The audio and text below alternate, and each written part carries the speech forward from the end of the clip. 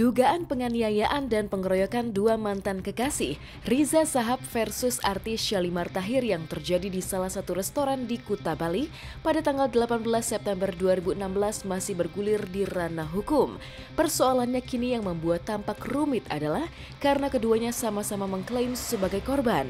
Syalimar yang mengaku tubuhnya babak belur, dipukul dan dikeroyok Riza Shahab dan teman-temannya berakibat memar pada beberapa bagian tubuhnya dari kepala hingga kaki, hingga sulit untuk berjalan membuatnya dirawat selama 10 hari di rumah sakit. Tapi saat Syalimar melaporkan Riza Shahab ke Polsek Kuta, Bali, ia justru ditetapkan sebagai tersangka atas laporan Riza Shahab beberapa jam sebelumnya dengan tuduhan melakukan penganiayaan.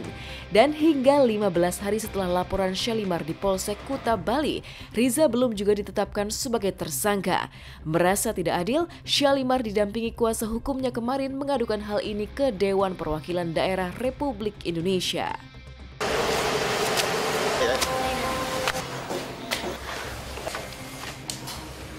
Yang tanggal 18 aku ditetapkan sebagai tersangka, ini foto tanggal 19 September. Dia membuat foto, dia nulis kebahagiaan. Dan justru itu yang kami mau mengadukan lah ya, mengadukan peristiwa-peristiwa yang dirasa kurang mendapat keadilan. Yang kami mau adukan juga adalah ketidakadilan ya, di mana Syalimar dilaporkan terlebih dahulu, 1 jam terlebih dahulu oleh saudara Riza, yang dimana atas laporannya Riza, Syalimar sudah ditetapkan sebagai tersangka. Namun demikian laporan Syalimar ya hingga saat ini, yang dimana Syalimar divisum dan dirawat di rumah sakit pada saat itu ya, dalam tempo hampir 10 hari dia tidak bisa beraktivitas akibat dari penganiayaan dan pengeroyokan itu. Namun demikian sampai saat ini RS belum juga ditetapkan jadi tersangka. Awalnya melapor bisa, si Riza melapor. Ya. Jam berapa dulu? Ya nanti sendirilah, dini hari itu. Oh ya wajar, saling lapor tuh hak mereka.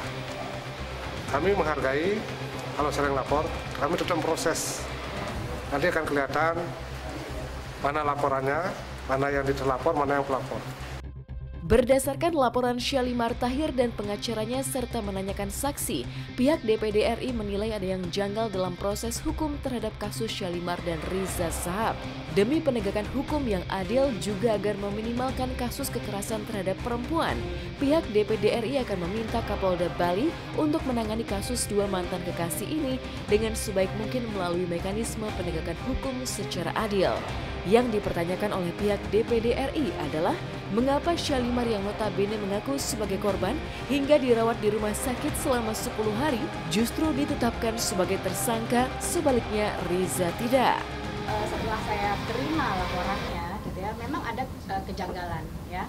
Kejanggalannya adalah pertama, kenapa kok justru yang memulai duluan, artinya RS. Kemudian karena dia lebih dahulu sadar hukum gitu ya, atau mungkin kesempatan dan mungkin juga dapat arahan dari seseorang, kemudian dia lebih cepat. Dia sebetulnya hanya lebih cepat saja melaporkan kepada polisi ya.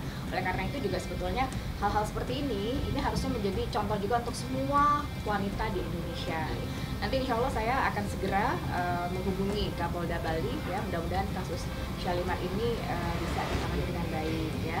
Mudah-mudahan hukum bisa ditegakkan ya, jangan ada ketidakadilan ya, terutama bagi wanita khususnya.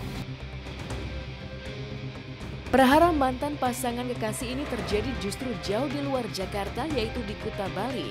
Entah bagaimana ceritanya, keduanya bertemu di restoran yang sama di kawasan Kuta, Bali. Riza Shahab dan teman-temannya, demikian juga Syalimar yang ketika itu didampingi asistennya.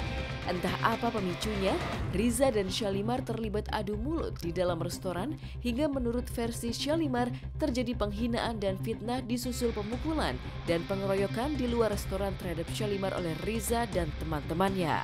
Kronologisnya yang kemarin, pada saat itu semua di luar ya, di luar dari dugaan aku, yang dimana di dalam kafe, di dalam bar itu kita udah adu mulut, terus pas keluar sudah dipisahkan sama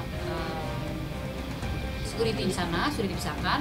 Ternyata di luar dugaan aku dan asisten aku bahwa RS dan teman-temannya nyusul dan mengerubungi aku. Nah, di saat mengerubungi aku itu terjadilah adu mulut aku dengan RS.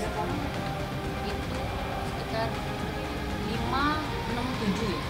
5, 6, 7 ke atas lah.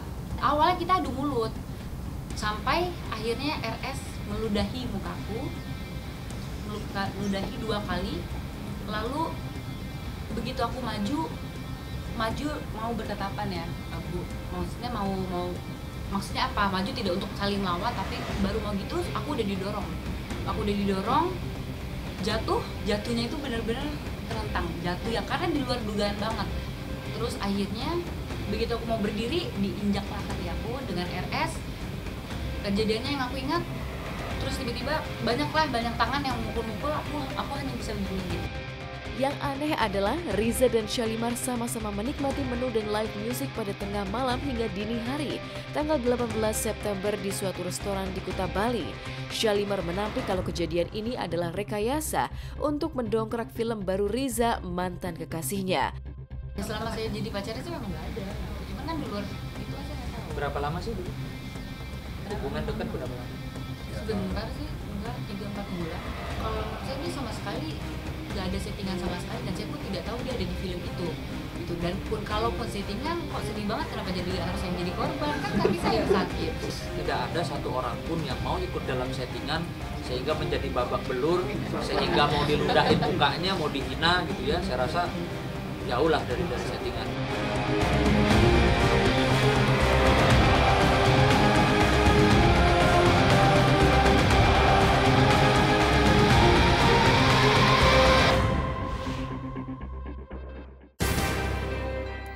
Lagi-lagi Syahrini meretas sensasi baru. Tidak hanya rajin mengunggah kegiatannya dari panggung ke panggung, tapi juga Syahrini tidak canggung menceritakan privasinya mulai dari bangun tidur sampai selesai beraktivitas. Benarkah ketika berada di rumah, Syahrini berbeda 180 derajat dengan penampilannya di panggung? Dan benarkah Syahrini akan segera menggulirkan jargon baru? Simak beritanya ini di Hot Shot sesaat lagi.